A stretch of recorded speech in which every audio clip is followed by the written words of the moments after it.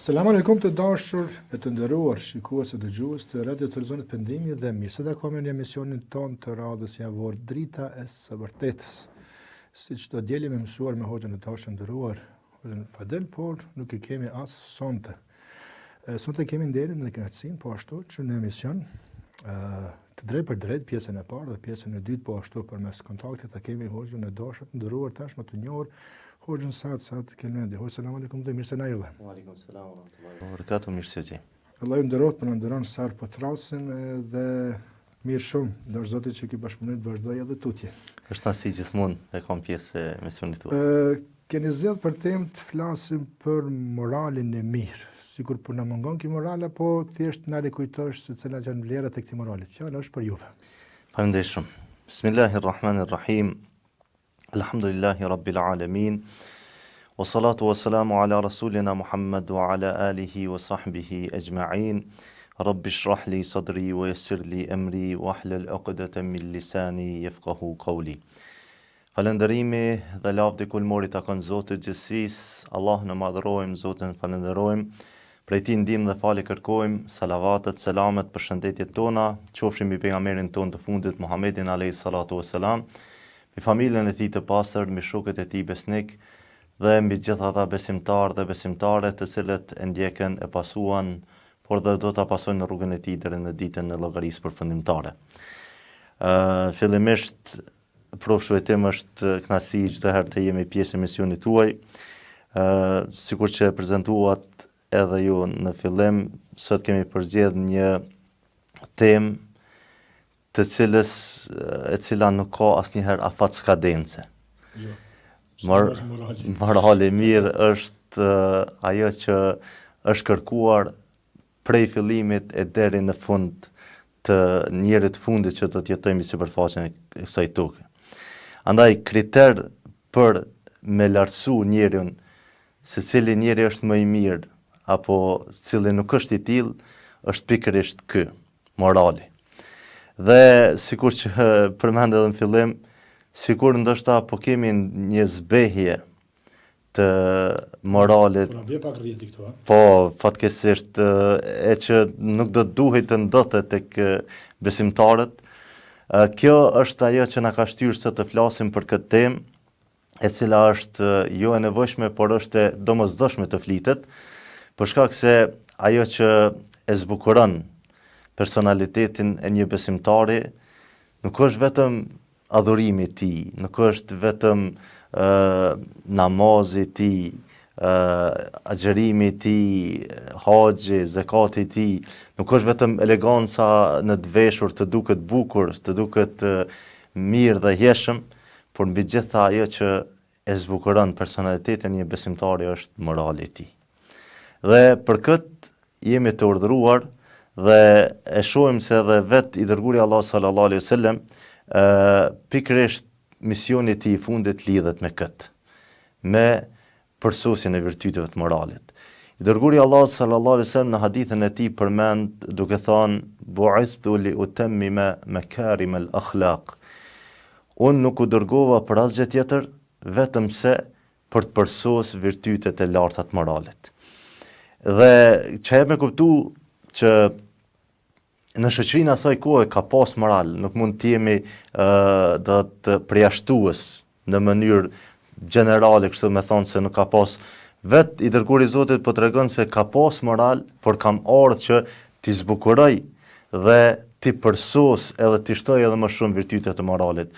Nëse në atë kohë, për shembull, ka pas trimni, kanëherë trimnia në atë kohë ka qenë pak edhe zullum, padrejsi, se i forti e ka shtyp ato doptin. Këto nuk mund të themi që ka pas trimëri. Nëse është menduar se ka pas burrëri në atë kohë, po flasim për gjeneratën e kohës pejgamberit sallallahu alajhi wasallam, burrëri, nëse ka qenë burrëri që mos ta ndërrosh gruan, që nuk është burrëri. Do pejgamberi sallallahu alajhi wasallam na ka mësuar që sadakaja më e madhe nuk është vetëm në aspektin e vlerave monetare, por sadakaja është me ushqy me dorën tonë, bashkëshortën tonë. Kjo tregon një vlerë të lartë të moralit. Prandaj pejgamberi sallallahu alajhi wasallam, pra sikur që po përmend, thot misioni im ka qenë që unë ti përsosi virtytet e moralit. Nëse ka pas diçka të mirë, kam ardhur edhe ma shumë ta zbukuroj ata. Edhe ma shumë ta bëj, ta përsosi, ta zbukuroj dhe ta bëj edhe ma të mirë sikur që përmende. Dhe e shohim nëse e shohim ajetet kuranore të cilat flasin për pejgamberin sallallahu alaihi wasallam, kur Allah përmend për pejgamberin sallallahu alaihi wasallam, ai edhe pse ishte njëri i cili falej mas shumti. Sikur që përshkruhet, ka qenë kur është fal pejgamberi sallallahu alaihi wasallam, nuk është fal sikur na 2-3 minuta kryjm farzin, por thot kur është fal, sidomos në namazet të cilat ka qenë vetëm duke u fal, thot është fal aq gjatë, aq bukur, aq mirë, saqë edhe kamët e tij janë aj. Dhe të mos flasim anën tjetër për agjërimin e tij, që shpeshherë do të ka agjëruar shpesh, për dhënien e tij, për çdo sen. Gjitha janë këtu vlera, adhurimi është vlerë në vete. Por Allahu nuk po e falenderon pejgamberin e tij në bazë të adhurimit që e bën. Por një ajet i Kuranit i thot: "Wa innaka la'ala khuluqin 'azim." Vërtet o Muhammed je në pjedestalin, në shkallën më të lartë të moralit. Pra po ja lavdëron edhe po falenderon sjelljen e tij. Mirësjellja është diçka që kur e kam përmend dietarët, ka thonë, nuk është mirësjellja apo morali e mirë vetëm me u sjell mirë me njerëzit. Se zakonisht me u sjell mirë me njerëzit dikush përgatitet për këtë. E sot na kena pa në këtë kohën ku na po jetojmë gati çdo sen është bu interes. Nashta dikush sillet mirë për shkak se ka një interes me arrit pej teje. Pas kësaj. Po. Jo pse e ka pjesë personalitetit e tij, por për të arritur një qëllim caktuar, arrin sikur po sillet mirë me ty, sikur po të ndihmon për këtë çështje, pse ai ka një synim tjetër. Ndërsa dietar kur e përkufizojnë moralin, thonë el khuluqu halu lin nafs. Morali, mirësjellja është një gjendje e përgjithshme e zemrës dhe shpirtit, e cila mëson njeriu të sillet në situata të saktura pa paramendim, pa ndonjë qëllim paraprak. Pra është pjesë qendrore e tina. Jo vetëm se kur vjen në pyetje rrethonat, kur vjen në pyetje njerëzit, kur vjen në pyetje interesi, ai sillet e mirë. Jo, ai vetë pjesë qendrore të tij e ka sjelljen e mirë, pavarësisht çfarë do lloj provokimi që mund të sillet nga jashtë, sado që egoja e njerit e thret në shtat drejt asaj që mos vetë përmbahet, por prap besimi i tij, se morali do e shohim se buron nga vetë besimi, e bën që ai ta përmbaj veten dhe të jetë i qëndrueshëm, të jetë i mirë, të jetë i bukur, të jetë elegant në çdo situatë. Sikur që thot Allahu në hadithin kutsi që e përmend pejgamberi sallallahu alajhi wasallam, inna Allaha tayyibun la yaqbalu illa tayyiba. Allahu është i mirë dhe nuk e pranon veçse të mirën. Edhe ne do duhet të nismi nga kjo. Nëse e shohim vetë pejgamberin Allah sallallahu alajhi wasallam që na e përmendëm, sot letë është me mësu surët e Kuranit për ata që të mësu. Letë është me mësu me u falë, për një periudhë shumë shkurt më nëshme me mësu ata. Por vështirë është me mësu moralin, aje në vitet një stërvitje, dhe një kod gjasë stërvitje për ta mësuar të rënjosën personalitetin tënë. Dhe nëse e shohim biografinë e pejgamberit sallallahu alajhi wasallam, që na kemi shembull ata, e kemi shembull në gjitha aspektet e jetës.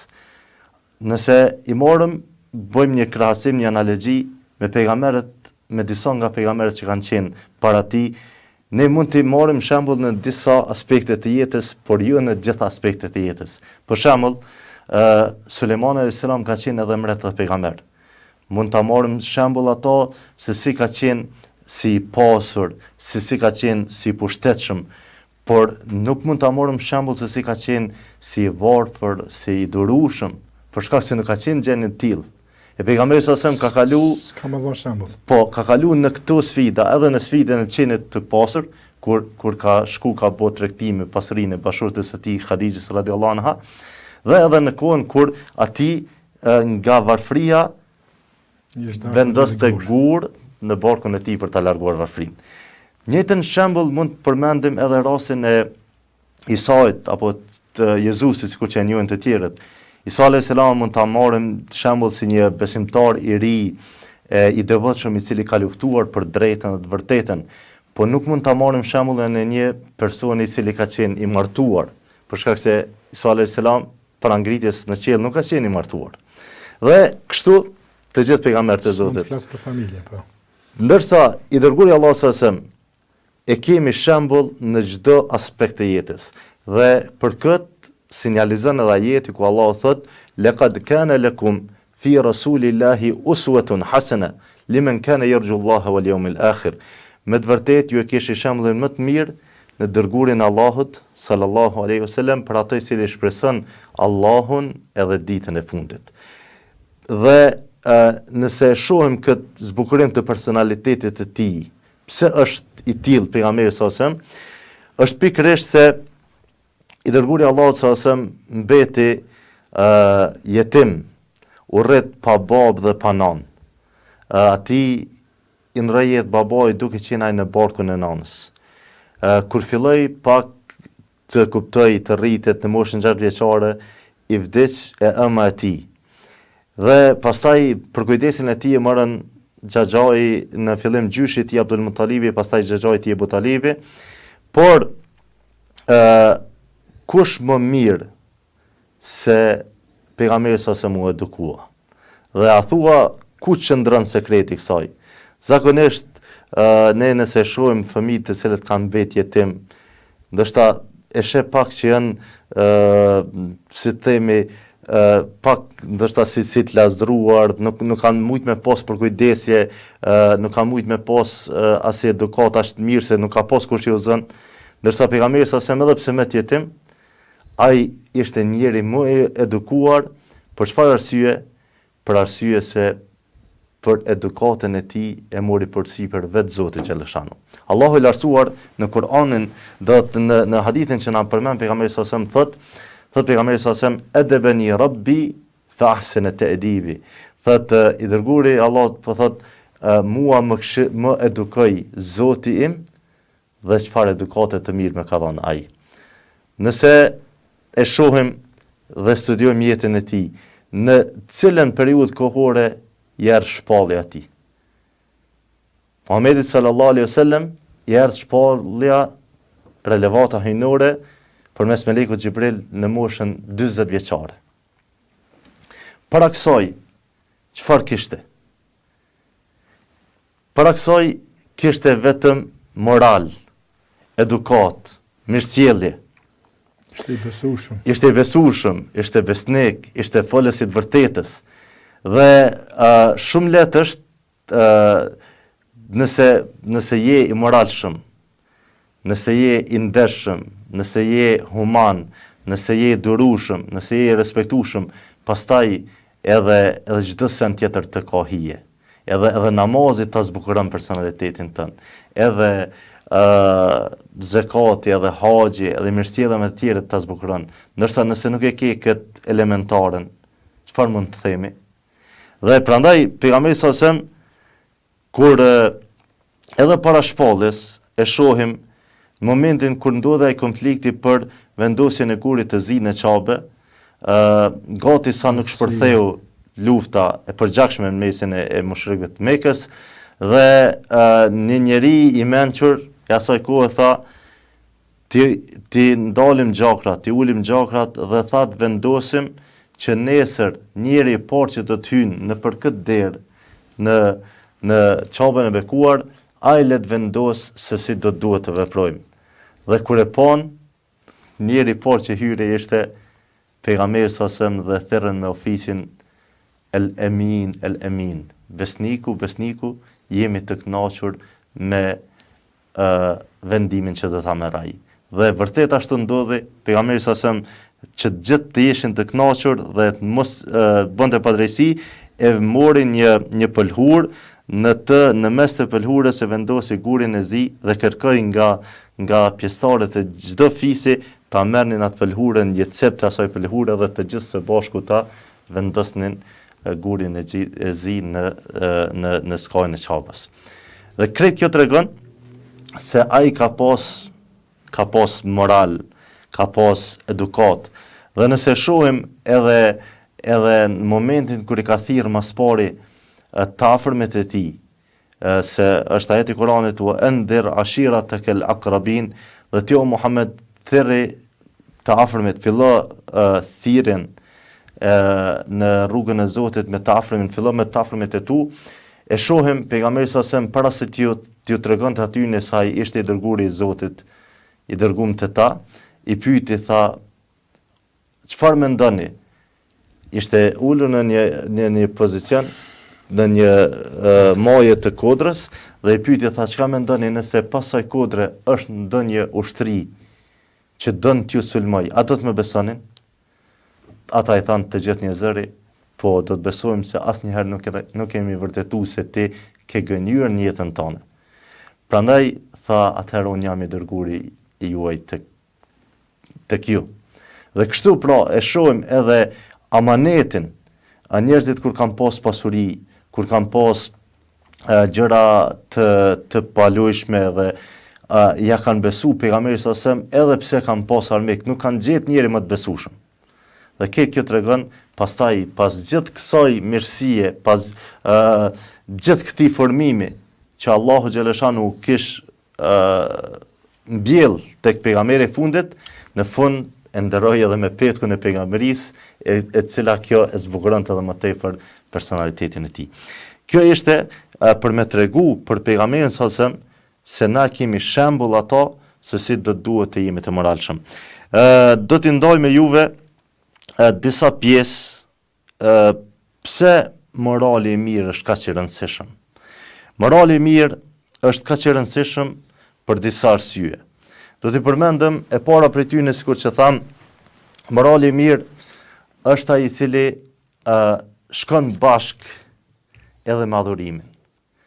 Nuk mund të themi, për shembull, një njeri i cili falet, agjeron, shkon haxh, e në anën tjetër të ketë një moral jo të mirë.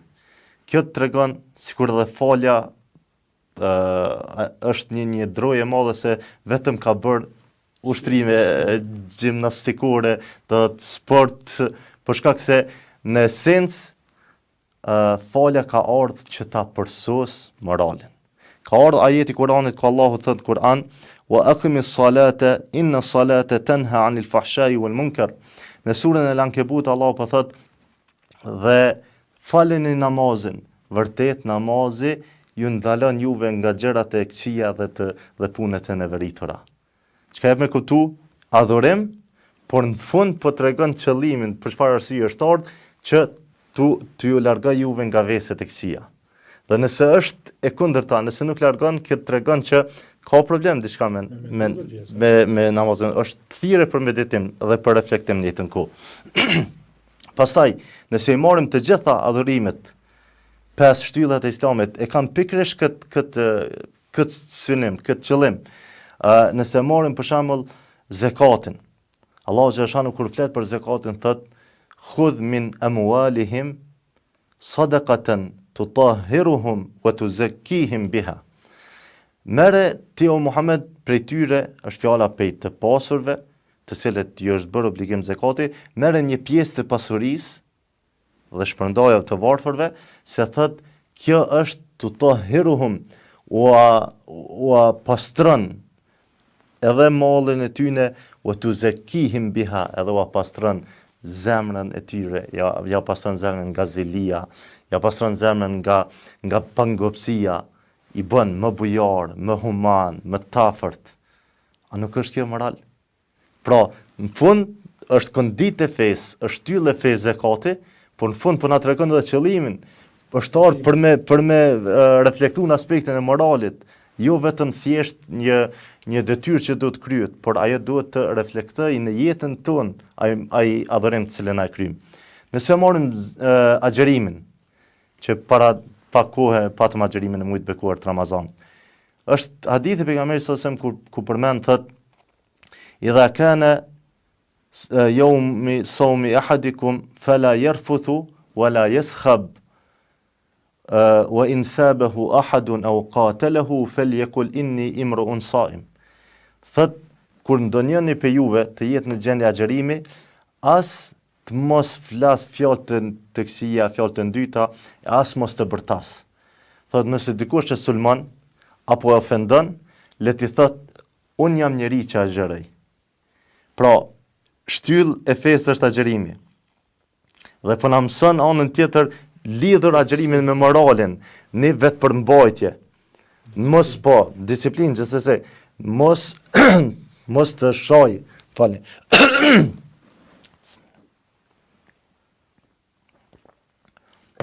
Kur është ndokush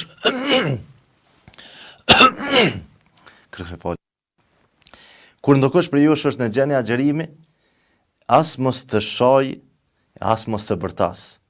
Por edhe nëse provokohet nga dikush, duke sulmuar fizikisht, apo duke ofenduar, mos ja kthejaj në të njëjtën monedhë, por t'i thot unë jam njeri që agjeroj. Çka më kuptu që agjerimi tash po ja zbukuron edhe moralin, po ja mëson një vetë përmbajtje, mos bie në nivelin atyre cilët me dashje apo mund ta sulmojnë apo provokojnë. Njëjtën gjë mund ta përmendim edhe për haxhin. Haxhi, që tash jemi në prag të tij, ka mujtë Allahu me bë haxhin në vende të ndryshme.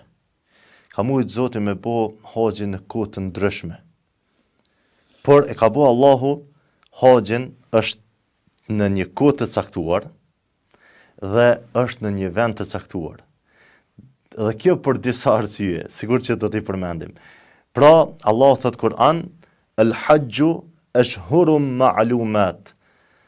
Thot, haxhi është në muajt e caktuar të vitit. Pra, ka bë në muajt caktuar, jo të viti është haxh. Ka një orar po. Faman farada fihin el-hajja fala yarfuth wala fala rafatha wala fusuka wala jidala fil hajj. Ati të cilët i është obliguar haxhi, duhet të largohet intimitetit me gruan e tij, duhet të largohet të ndaluarave dhe duhet të largohet polemikave. Nuk duhet të ketë polemika në haxh. Dhe po e shohim, pra, çka jep kjo me kuptu, është shtyllë e fesë, por prapë po lidhet me moralin. Nuk do të ketë polemika, nuk duhet të jetë të ndaluarave, dhe pikërisht ajo që tha murësia pse Zoti ka bërë që të jetë në një vend të caktuar, edhe në një kohë të caktuar, ke me kuptu për shembull para mendon, në atë kohë është një turmë e madhe njerëzve. Dikun 4-5 milion nga gjithë bota shkojnë në atë vend. Edhe do të pejtëna komsive.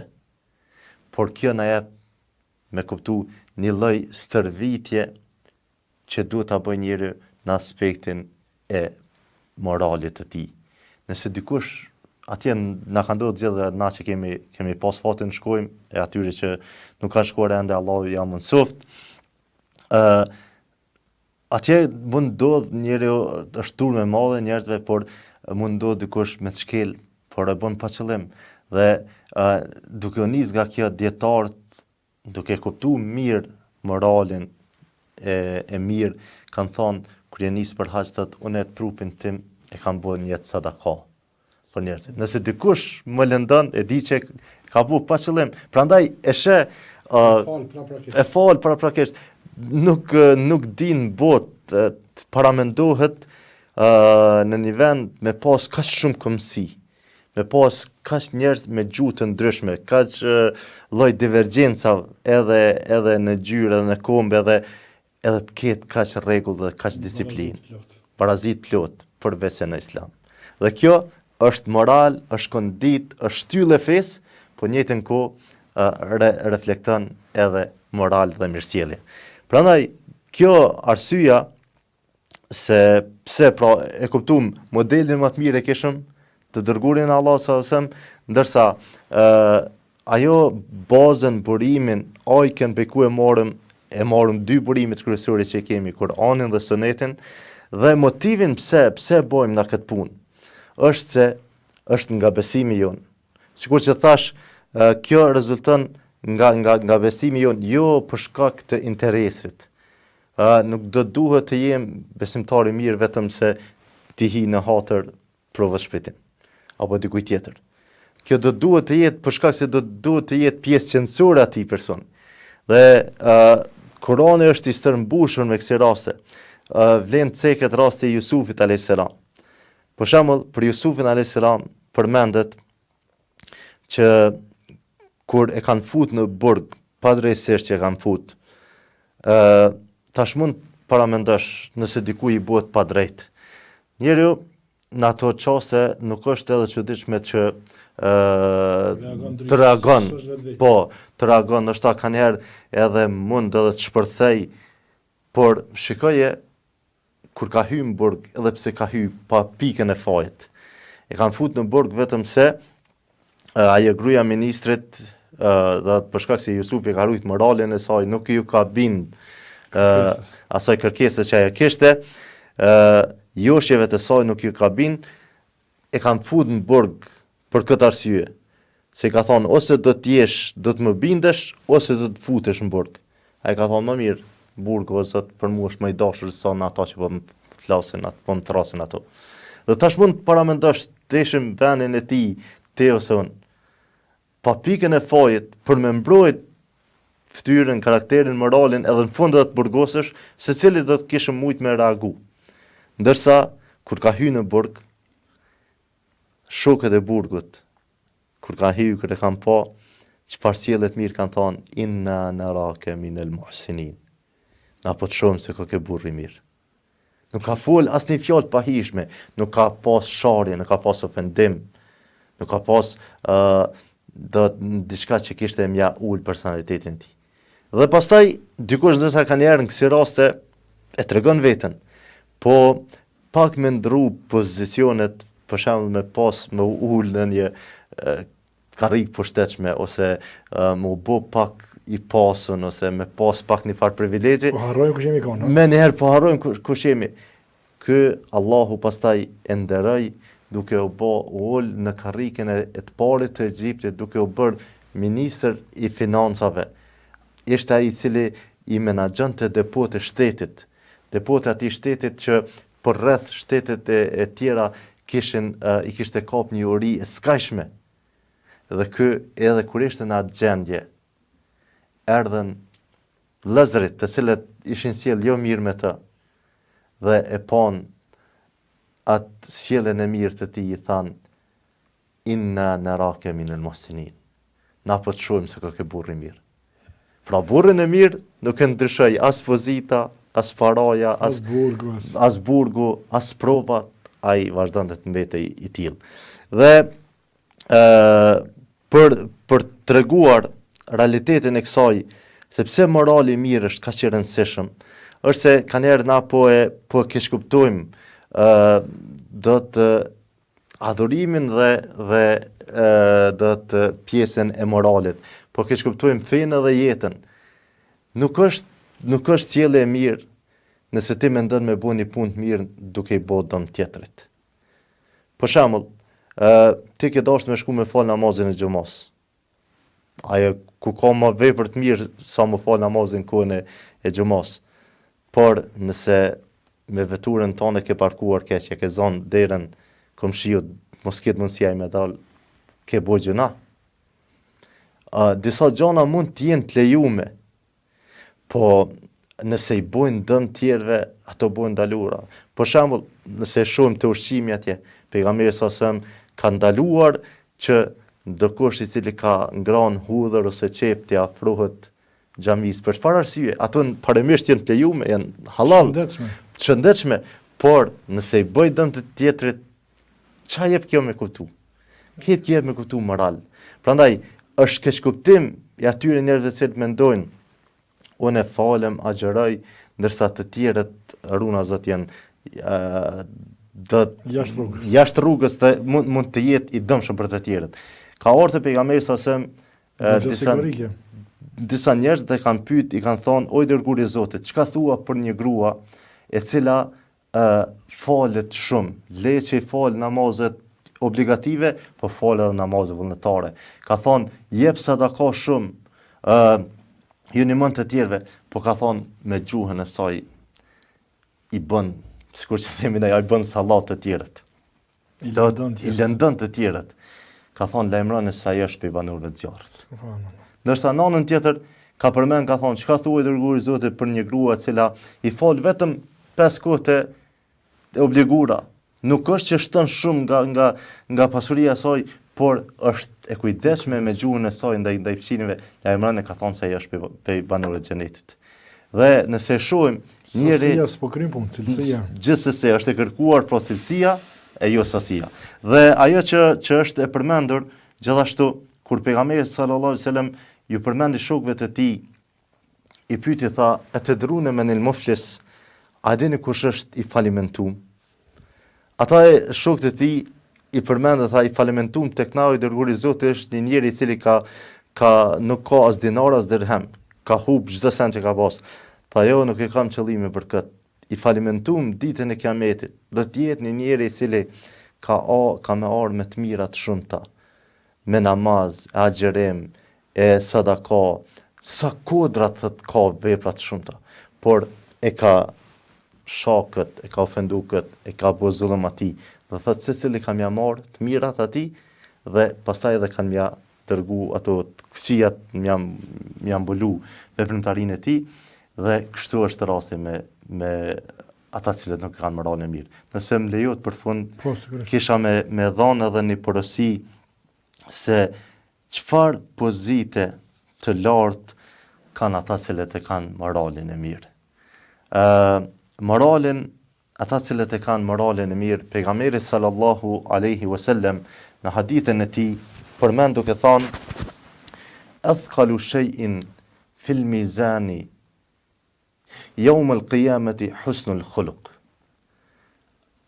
Gjëja ka thonë që mas shumti do të peshon, mas rëndit do të peshon ditën e kiametit, për veprat mira do të jetë morali i mirë.